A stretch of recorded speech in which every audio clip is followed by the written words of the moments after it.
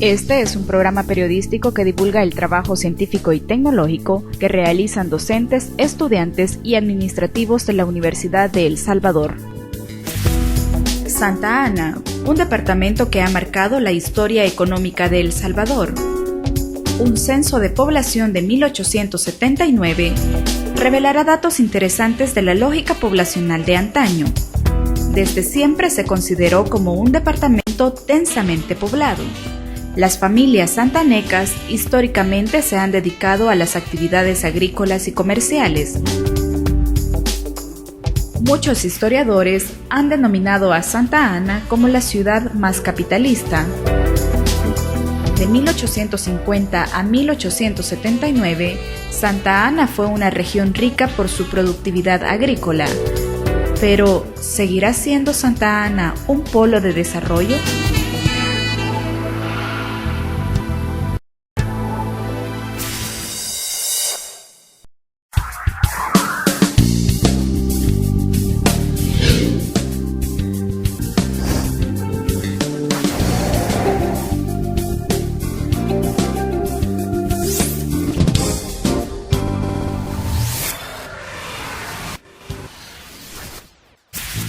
La sucursal del cielo, así se reconoce también a un departamento de la zona occidental de El Salvador.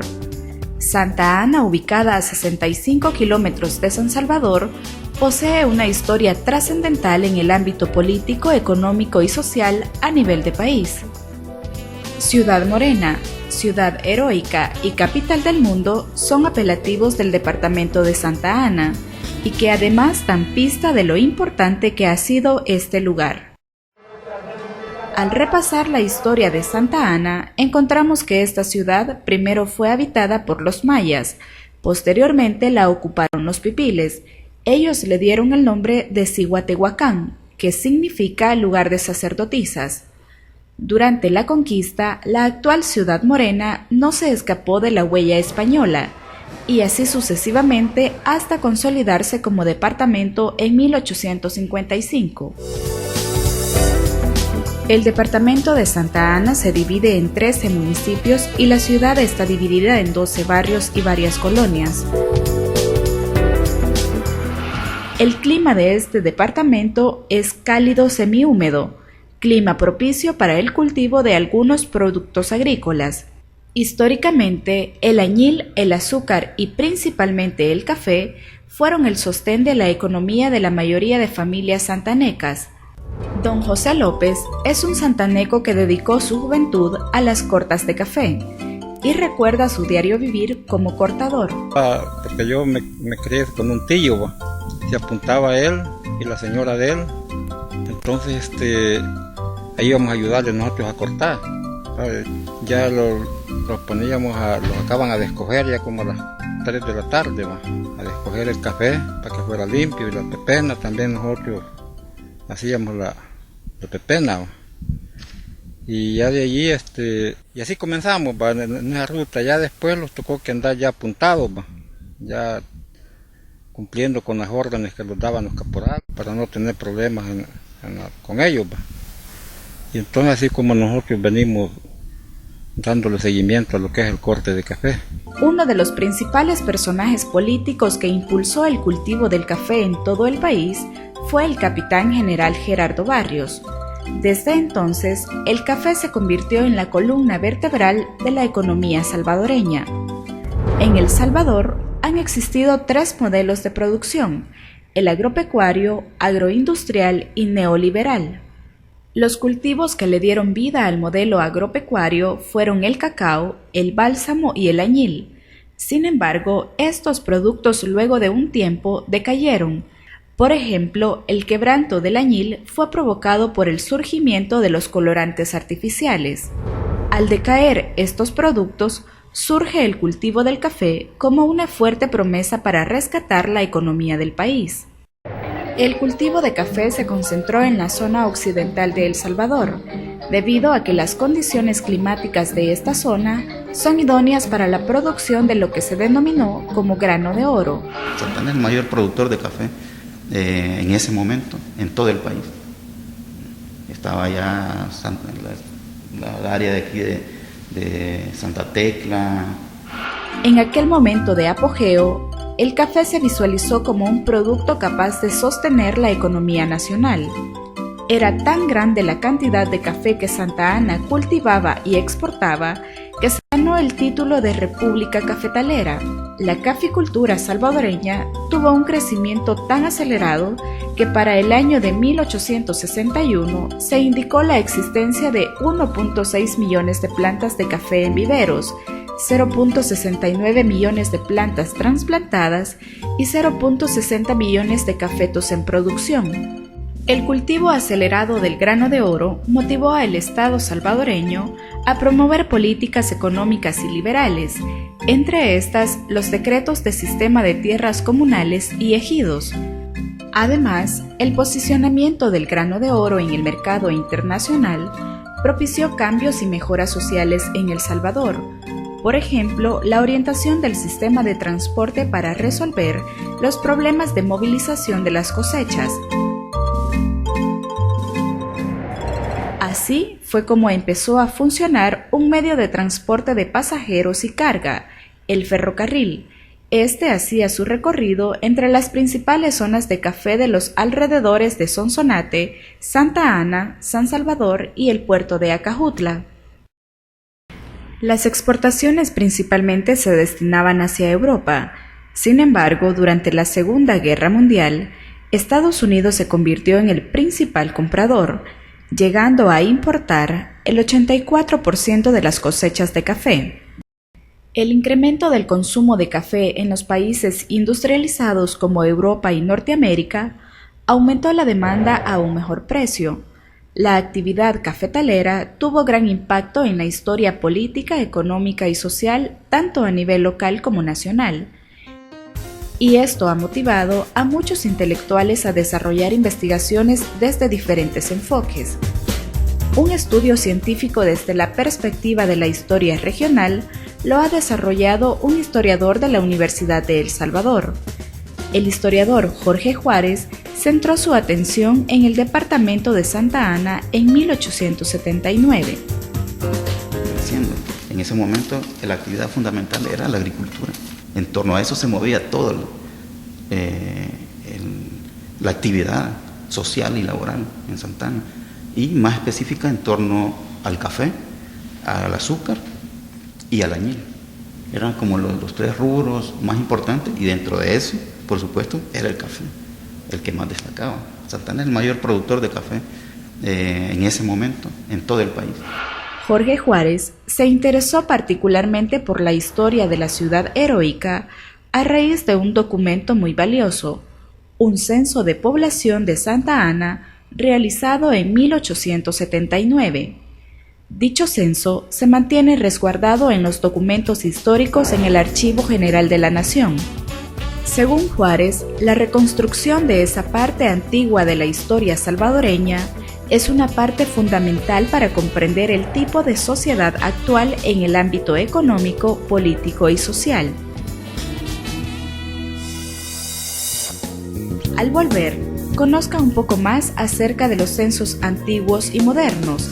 Además, entérese cómo la historia demográfica puede brindar explicaciones de la lógica y estructura poblacional.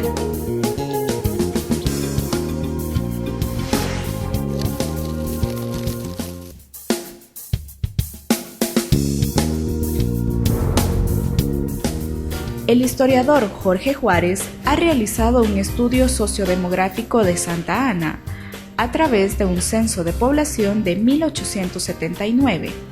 Según Juárez, este trabajo está encaminado a explicar fenómenos agrarios y sociales mediante la demografía.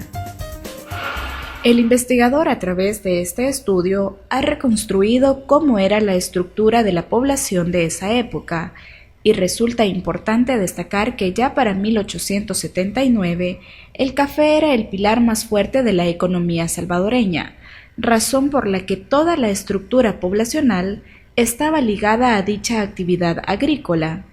La cuestión de las fuentes en este país es bien complicado, y resulta que apareció un censo de población del municipio de Santa Ana de 1879. Creo que es el único censo de población de El Salvador, de Santa Ana, del siglo XIX, que está en buen estado. Hay otros que están hechos pedazos, pero ese está completo. Entonces, fue como mi punto de partida, de contar con una fuente que me iba a servir para entender. Actualmente los censos de población se realizan cada 10 años con el propósito de conocer las actividades económicas, el desplazamiento, nivel de estudios, infraestructura y poder adquisitivo de los habitantes. Los censos se han realizado desde épocas muy antiguas. Dentro de la historia cristiana existen libros sagrados que describen los censos más antiguos, aunque estos eran conocidos como empadronamientos. Uno de los primeros empadronamientos que se conocen nos describe la Biblia en el libro de Números. En este pasaje bíblico se detalla cuando Moisés y Aarón hicieron un recuento del pueblo en el desierto. Otro empadronamiento muy reconocido es el de José y María en Belén, en momentos previos a la Natividad. Los censos son necesarios para actualizar los datos demográficos. Sin embargo, el historiador enfatiza que hablar solo de demografía no es suficiente, ya que para un análisis más profundo de la sociedad es necesario utilizar un concepto compuesto, historia demográfica. El enfoque teórico que utilizo es historia demográfica, porque soy historiador y utilizo la demografía un poco para tratar de entender la lógica poblacional de El Salvador en el siglo XIX. La historia demográfica intenta articular el conocimiento del desarrollo poblacional con la sociedad, con el individuo. Quizás sería como el enfoque teórico que utilizo, y demografía es eso, ¿no? Entender las lógicas de la población en la sociedad en el transcurso del tiempo. El censo de 1879 de Santa Ana reveló que para esta época había un registro de 14.689 personas entre niños y adultos solo en la ciudad morena. Con estos datos se llega a la comprensión de que la sobrepoblación es un tema recurrente en el transcurso de la historia salvadoreña. La población, ya para 1890 son casi 50.000, 30.000 habitantes, 30.000 y pico de habitantes. Luego, de 1890 a 1916, van a ser casi 60.000 habitantes. O sea que en términos de 60, 70 años, la población de El Salvador se ha duplicado 2 veces. Y eso va a ser como ya entrado el siglo XX, con la explosión demográfica, eso sí va a ser más rápido. Y después de 1930 es un despegue tremendo, hasta convertirnos en lo que somos hoy, ¿no? Uno de los países más poblados, más densamente poblados de América Latina.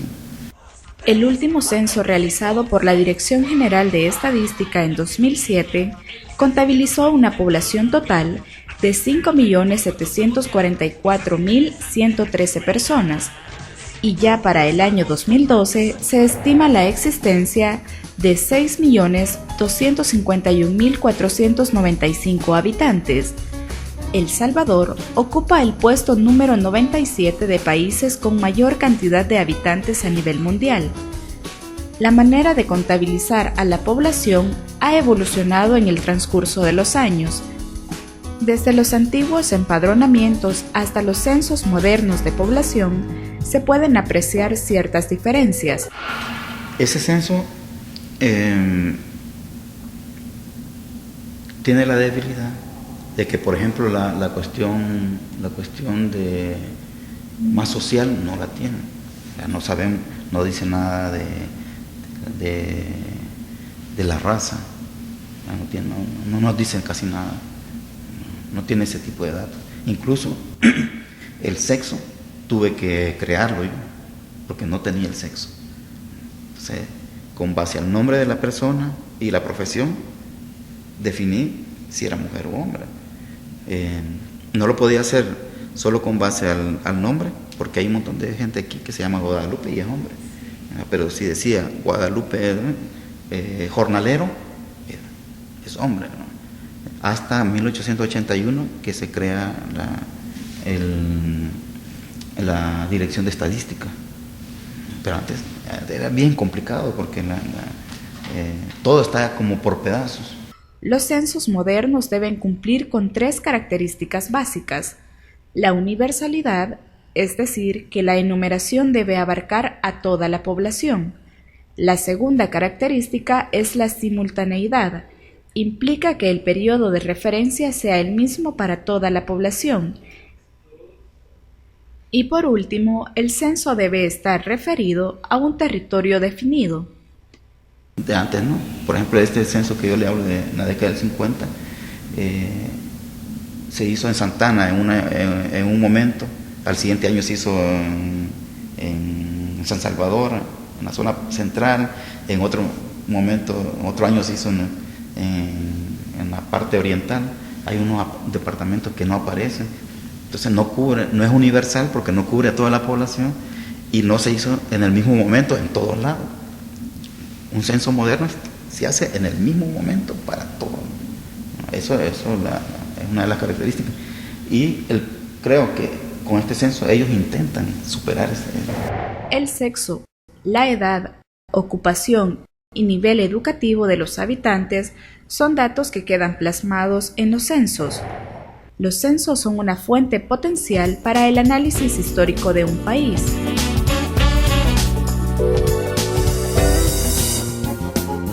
Al volver de la pausa, conozca las principales características históricas del departamento de Santa Ana que se han conocido a través del censo de 1879.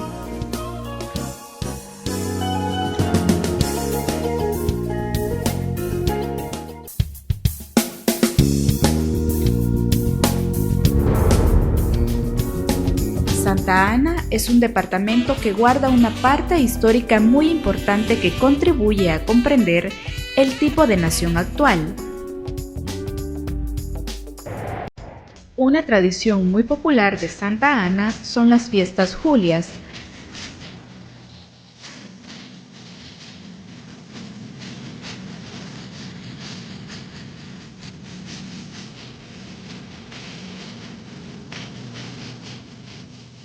Se celebran del 17 al 26 de julio en honor a la Señora Santa Ana. A esta tradicional fiesta patronal acuden la mayoría de santanecos, así como personas de diferentes partes del país. Según el último censo realizado, el municipio de Santa Ana tiene 245.421 habitantes. Esta cifra posiciona a la ciudad morena en el segundo lugar más poblado de El Salvador.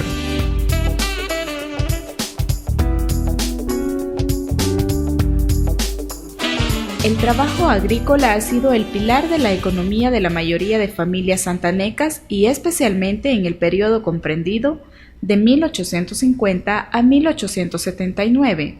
En ese momento la actividad fundamental era la agricultura. En torno a eso se movía todo la actividad social y laboral en Santa Ana. En ese tiempo venía gente de la zona de Oriente, venía gente a cortar aquí, que ellos se rebuscaban por venir. Y entonces, pero ya a esta fecha ya cambió la situación, porque hoy le toca, digamos, a la cooperativa ir a buscar gente, para que los ayude a cortar café. Cuando todo giraba en torno a la actividad cafetalera y al modelo agroexportador, a Santa Ana se le denominó como la ciudad más capitalista. Pero, ¿por qué se le denominó así? Porque ya estaba había un proceso en el que la mano de obra de los trabajadores ya era asalariada, que es una de las características fundamentales para considerar un sistema capitalista o no. Y Santa Ana ya había avanzado sustancialmente en eso. Mire, el pago, como cuando yo comencé, se pagaban hasta 35 la arroba en primer corte, ya en repaso lo pagaban a 40 centavos de colomba. La misma actividad cafetalera generaba otras ocupaciones laborales, pues los dueños del capital necesitaban otros servicios aparte de los cortadores del grano de oro. Entonces uno puede observar cómo hay ciertas especializaciones de carpinteros, zapateros, pureras, talabarteros, toda una gama de profesiones que están como en función de la producción agrícola. Al ser la provincia más rica de la época, daba lugar a un desarrollo académico, ya que había dinero para invertir en escuelas. Cuando yo estaba pequeño, íbamos a la escuela, pero como hay tiempos de vacaciones, en esos tiempos que nosotros lográbamos ir a cortar. Es preciso mencionar que habían unos menos afortunados que otros. También habían menores de edad que se incorporaban a la actividad agrícola desde los 11 años. El nivel de alfabetización es, si lo vemos con los ojos actuales, es bien reducido, como alrededor de un 35% de la población que sabía leer y escribir, el resto no eran analfabetas. Pero yo creo que si nos ubicamos en el contexto de la época, sí es importante ese nivel, y eso quiere decir que había dinero para invertir.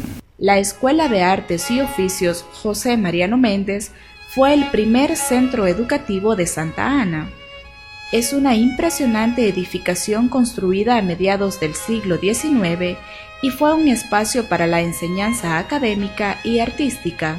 Había incluso una filarmónica que contaba con 35 músicos, médicos, militares, pero el gran grueso de la población eran jornaleros.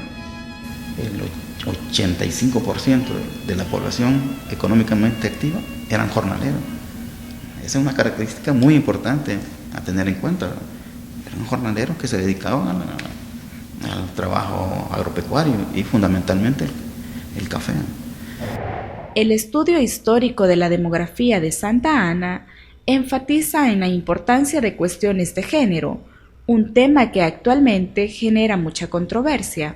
A través de ese censo también podemos ver la cuestión de género, de las mujeres. También estaban insertas en toda una gama de trabajos también, de vendedoras, pureras. Una gran cantidad declararon ser molenderas, como su profesión la declararon molenderas, y era una gran cantidad de gente que en tiempo de las cortes de café las contrataban precisamente para darle de comer a la gran masa de trabajadores, ¿no? Según Juárez, la poca participación del sector femenino en trabajos intelectuales y en cuestiones políticas es un tema que ha sido recurrente a través de la historia. En este censo he podido hacer unos gráficos en que se demuestra, por ejemplo, que las actividades intelectuales, digamos, de trabajo en la burocracia del Estado, estaban en manos de hombres. Actualmente causa admiración ver a mujeres desempeñando trabajos que aparentemente solo los realizan hombres. Sin embargo, a través de este censo se ha podido conocer que ya en 1879 había mujeres realizando trabajos muy pesados.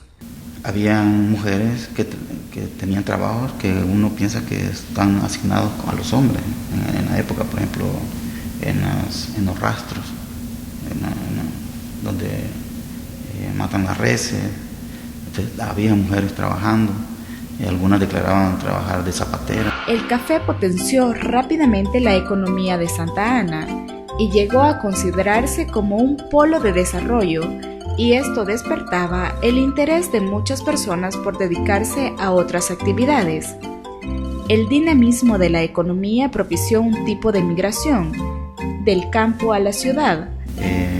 Un montón de mujeres de los cantones se movilizaban a diario a la ciudad para vender sus productos. bien interesante también cómo fue creciendo de la década del 50 a 1879 la cantidad de mujeres que se declaraban vendedoras. Y esto lo que quiere decir que había un crecimiento de la actividad en los mercados. La temporada de la cosecha de café también generaba mucha movilidad social, especialmente de diciembre a febrero. Muchas personas se movilizaban de Guatemala hacia El Salvador, así como también gente de todo el interior del país hacia zonas cafetaleras. La esperanza de toda la nación estaba puesta en la actividad cafetalera. ¿Alguien habría pensado en lo que pasaría si los precios del café y el modelo agroexportador decayeran?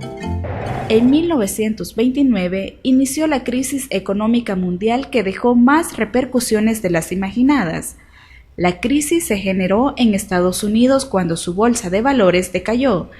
Este país era el principal comprador del café salvadoreño. La crisis provocó la caída de la demanda y del precio del café. Mientras tanto, se siguió sembrando y cosechando en menor escala, pero la situación fue agravándose, hasta que se desata la convulsión social en El Salvador en la década de los 80. Ese modelo agroexportador que se creó desde el siglo XIX tuvo su fin en la década del 80, durante el conflicto.